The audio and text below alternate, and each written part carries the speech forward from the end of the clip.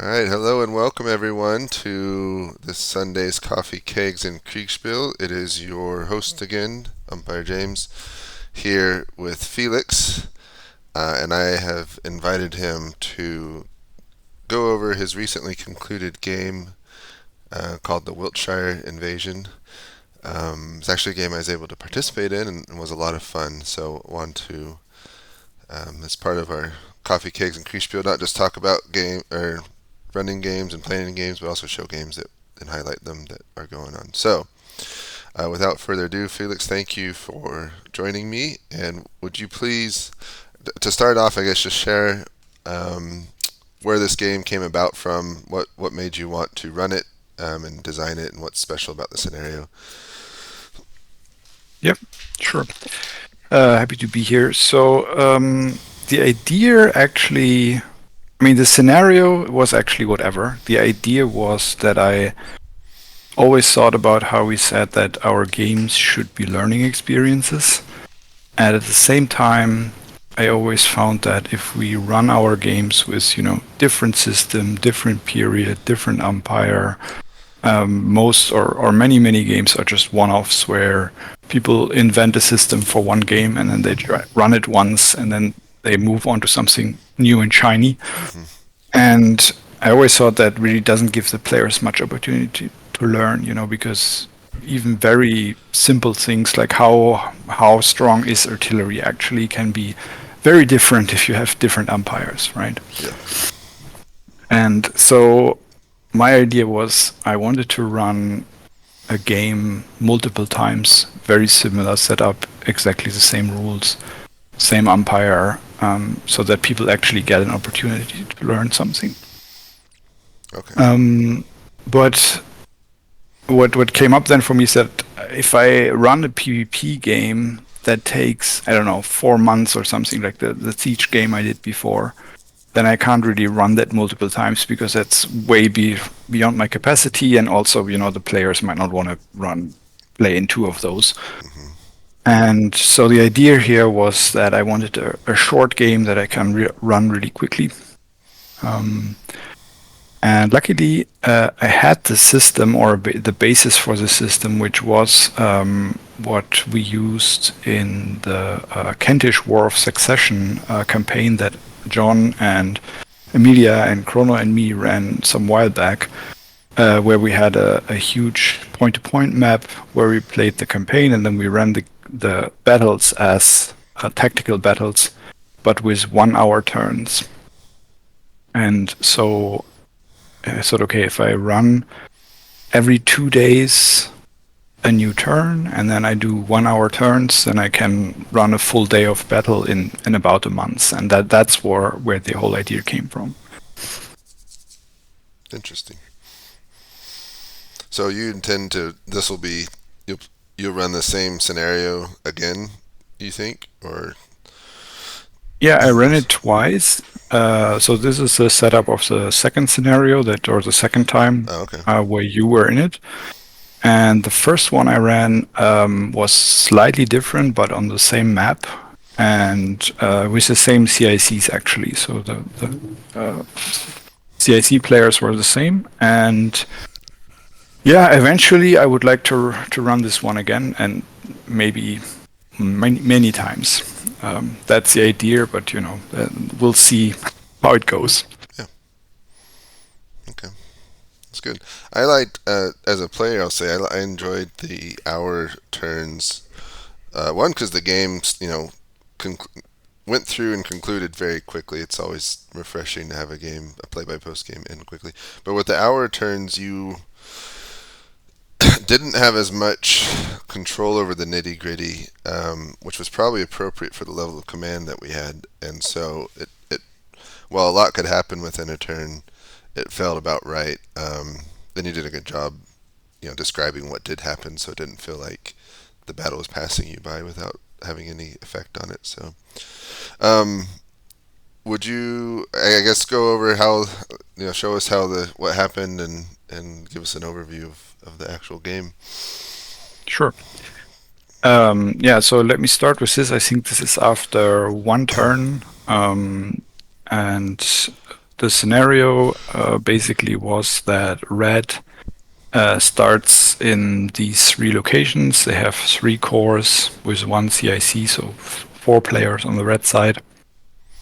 And they start slightly dispersed over this map. And the interesting part about their forces probably is that on the one hand, they have one small but elite core, it's their guard core, and then they have 2 bigger cores that are slightly lower quality, and they also have the local militia that was raised. So there's like 1 here and 2 here and 1 somewhere else.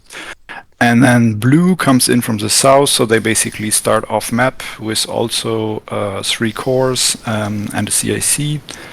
There is like a regional map here, on which I painted when I resolved the plans of the players.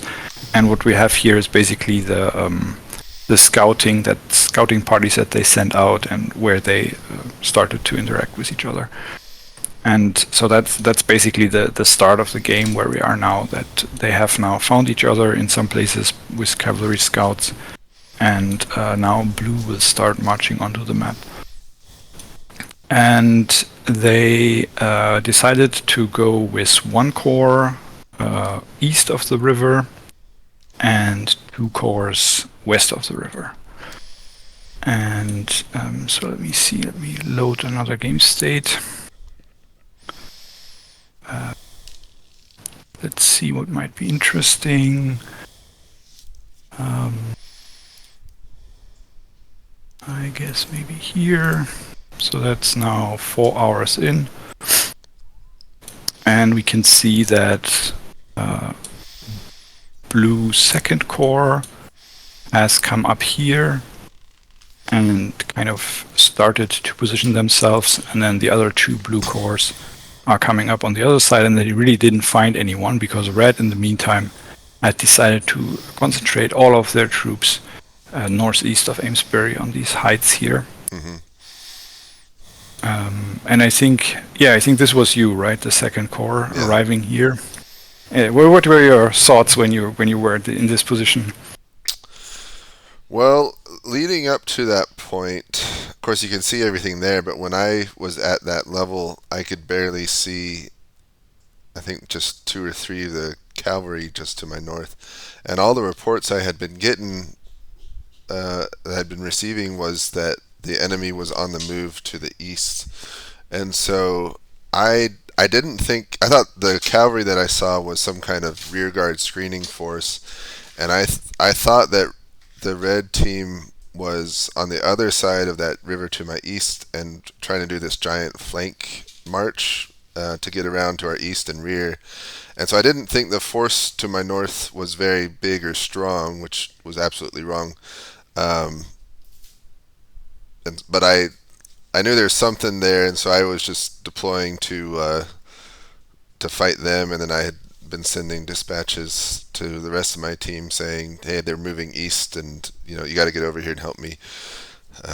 So yeah, very very incorrect assumptions about what I was facing at that point. Yeah, I think this was one of the things that I learned in this game, because I think I always said, oh, there is some movement going east because some of these red troops were still arriving, and I think an hour earlier some of them were still on the road, and they were kind of moving east to get into this concentrated position. But this, I think, gave several players like a very wrong impression of what was going on. Okay, so let's jump forward. So that was 10. So I guess maybe 12. Yeah.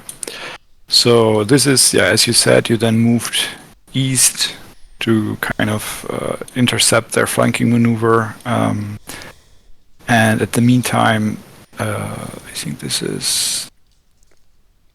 First Corps kind of came over the river here in Amesbury and started this small probing attack against the red right flank.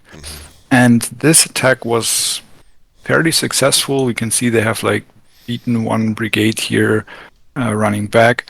But at the same time, the system is also emphasizing that troops that have fought, and even if they are victorious, they might get disordered and so on. And so we can see here that two of the blue brigades have fallen back, and one of them is basically just disordered and just trying to reorganize, although they beat the enemy. And I think though this basically meant that First Corps didn't think that they could push through here, although they are in a fairly good position, I think, to continue this attack. So they retreated back or stopped this attack. And meanwhile, the Third Corps kind of had a little bit of indecision where they wanted to cross the river, and there was like a player change because one player dropped out, and so there was some miscommunication there, I think, and so they are now going south to cross the river somewhere here. Okay, and then what happened next? 2 hours later, let's say. Yeah, I think this was your big attack where you basically moved in with most of your infantry and were basically fighting directly against the Red Second Corps. And because they had more artillery support, because they had deployed their artillery with their brigades, they were basically able to beat back the troops here. And then there are these two brigades here, which are the Army Reserve Brigade, so the Guard, which is now sent in to support this attack. And I think kind of by accident, if I remember correctly, right? I think I sent them in on purpose, but my CAC didn't intend for me to use them so early on in the battle. So, yeah. Yeah, and then the Third Corps is now finally arriving, and they're supposed to take up this central position here.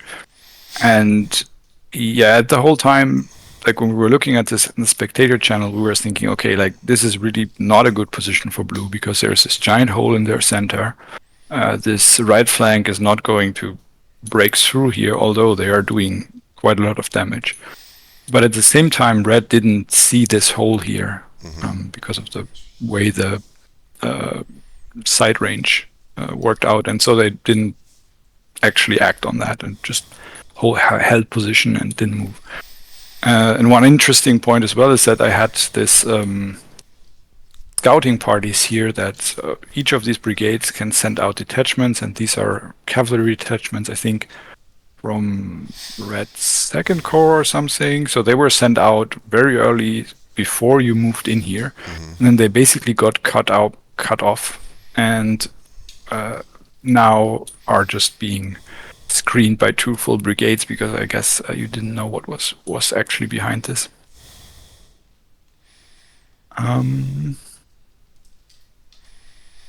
Okay, and then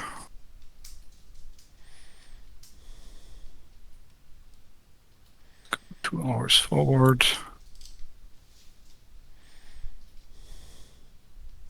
Yeah, so now Blue Third Corps has arrived here in the center.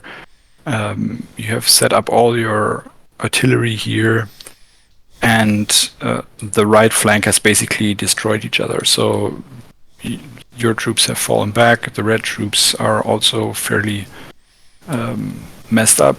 They have some troops here that are still kind of okay, and then of course they have the guard sitting here. And we can see already here on the right that a huge amount of cavalry is being prepared. And so that is basically what happened next.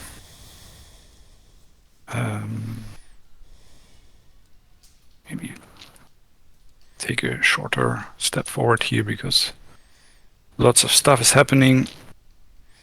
So red was actually trying to evacuate their flank here, their messed up troops, and right then your flanking attack with the cavalry came in here, beat off the rest of the red cavalry, which was really not much left of it. So they were fairly decisively beaten.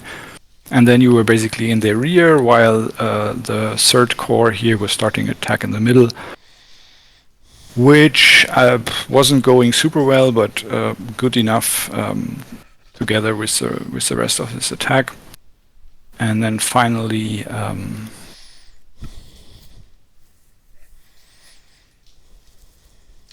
Red then basically decided that okay, this position isn't tenable anymore, and started to retreat their troops. Some of them panicked and routed. However, the central attack here kind of stopped for a little bit, and the cavalry was also eventually beaten back. So not a complete rout for Red, but I think in the final game state they were pretty much fleeing north. Yeah, I think so. That's what happened. Yeah. Yeah, it's really interesting to see again, because up until the very end, it seemed like Red had the better positioning and should have won that. So what do you think they should have done differently from what they did, given what they do? I'm not sure. I mean, one thing that turned out really badly for them, which I also didn't anticipate at all, is that there was this little stream here, and you can see that the infantry is basically just passing over it, just being slowed down a little bit. But it meant that they couldn't really get their artillery out, and so basically all of their artillery was caught here. So that actually turned out really badly for them, and I also would not have anticipated that as a commander. But maybe next time I will, if I am in a situation like this. And otherwise, I think that Cookie, who was the red CIC, I'm really happy that he made the decision here to pull out, because I think it's sensible in the situation that he was in. So his one corps was basically beat up. He had no fresh cavalry left, and so I think pulling out here was the right decision. It just turned into a little bit of a rout. Yeah, I'm not actually sure what they could have done better, to be honest. Yeah. I think one thing is that the guard didn't really get used. Like they were kind of in the middle, and then they were just holding position. And also, I'm not sure that's something that could have been done better, given the situation. But I think that would have helped if they had managed to bring them into battle better. Okay. One thing from my perspective, I think every major, I had like 2 or 3 cavalry fights that the blue team kept winning, and it felt like I was getting lucky. From the umpire perspective, was it luck of the dice that my cavalry kept winning, or did I just happen to have like a slight edge in quality that maybe wasn't obvious to me as a player, but more obvious to me as an umpire? You had one more brigade of heavy cavalry, I think. Oh, okay. Or at least one brigade more cavalry. But also, and then this like slight advantage really got compounded by dice luck. There were some early engagements which were basically scouting brigades ran into each other, and that went really badly for Red, and so they kind of ended up on the back foot, and then that just kept snowballing, where their cavalry was weak, but then they were first forced into engagements and beaten again and weakened further and so on. Interesting. When you do this again or in any other game, do you think you'll, because you talked about the gap in the middle that wasn't obvious to the red team at all, just because they couldn't see it, would you enlarge the screenshots, or would you like give verbal or written reports talking about opportunities like that, or what would you do differently in that regard? Yeah, I'm not sure yet. So I would definitely not just increase the screenshot size, because I think then the players would get too much detailed information about stuff that happens further away. But also they need to know better what's happening further away, and especially here in this situation, because Red was kind of on this hill. the beginning here. Darker is higher in this case, and they should have seen far further, at least some movement or some indication of what's going on. So either you have better descriptions or some kind of further away blurry screenshot technology, or just drawing on the map something for them. I'm not sure yet what would be a good way to handle that. Yeah. And maybe, sometimes there are opportunities that are just simply not going to be seen, and it's just going to be missed unless they fortuitously send some scouts that way or something that they would see it. So sometimes that happens too. Is there anything, any other learnings from you as an umpire that you do differently?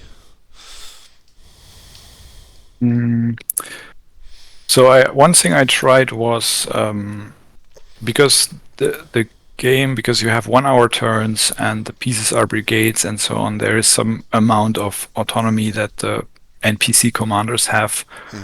And I try to mitigate that by using doctrine, let's say, like the players get to decide for certain units what is their preferred behavior in certain situations. And there's also just morale tests a lot of the time, so where just the pieces will just check for their morale and then they make a decision based on that. So I think that's working pretty well.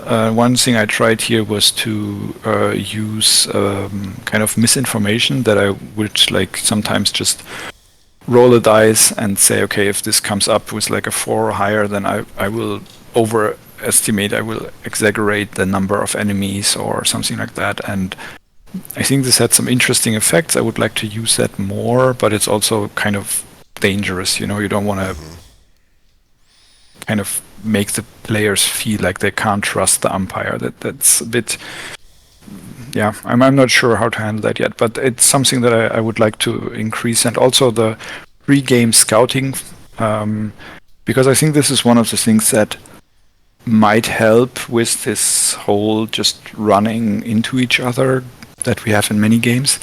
If you have some kind of scouting phase beforehand, yeah. Yeah, but you did have. Are you saying you'd want to do that even more, or? Yeah, I want to do it more, somehow different. I'm not sure yet. It's like it didn't feel 100% good yet. Yeah, I think I can see that, and maybe you have to do it because you kind of had like one, give your scouting orders and then a report, but maybe you could do several iterations of that. Like an initial scouting and then a follow-up or something. I think, that's definitely also the direction I'm thinking in, yeah. What advice for people new to IKS or just new in general that haven't umpired before, what advice would you give to them, to someone who's interested in starting umpiring games but hasn't yet?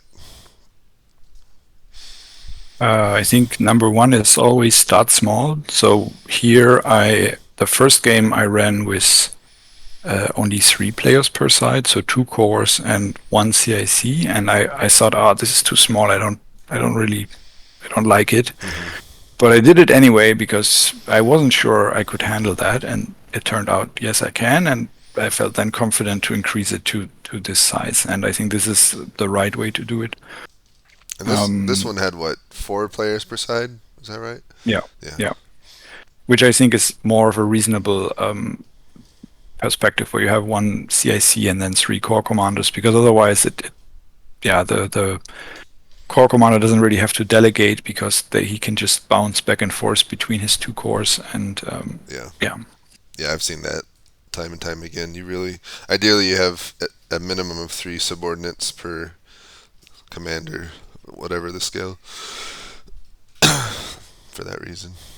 Yeah, that's good advice. Any other advice that you'd give that come to mind? I think for P2P games, having a rhythm to say, okay, so in this game I try to have reports every two days. Sometimes it didn't work out with my other scheduling, my other life stuff.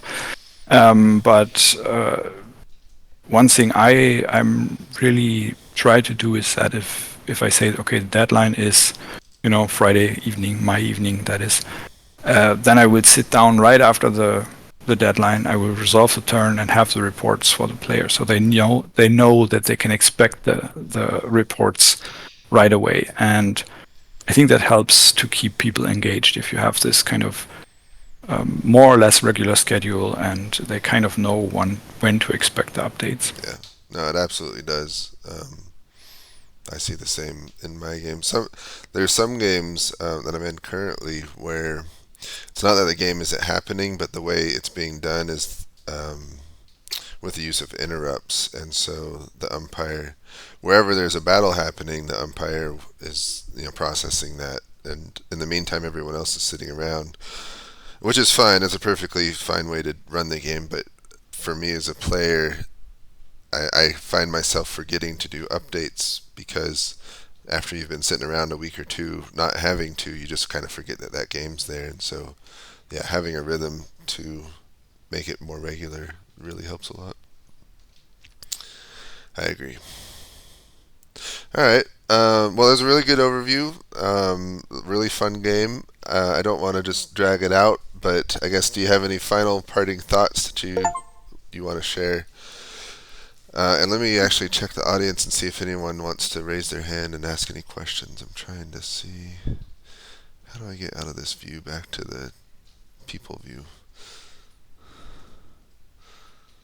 In the meantime, I can once more thank John, Amelia, and Chrono, because all of these assets, that is this beautiful map and also the pieces we created together, and also as I said, the tactical battle system is based a lot on John's rules. So I just really want to say that again, because I think it's important to give credit, because we in the IKS we share, we provide our stuff to each other, and I think that's really cool. But I think it's also important to give credit. Yeah, that's true.